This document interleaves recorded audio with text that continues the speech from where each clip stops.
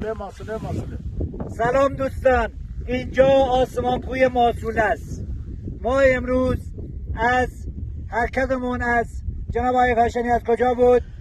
از اندره از اندره حرکت کردیم به سمت قله خربو. از خربو اومدیم لاسه سر. از لاسه سر رفتیم دخون. از دخون برگشتیم قله گدوک. اومدیم گدوک. بعد گدوک دو. بعد آسمان کو. جای همه کوهنوردان خالی، جای همه دوستان خالی. کسایی که کلیپو میبینن، امروز ما از یه خط رسم اومدیم این قله که گفتن همه رو یکی صعود کردیم. دم خودمون گرم همراه با استاد کاشانی و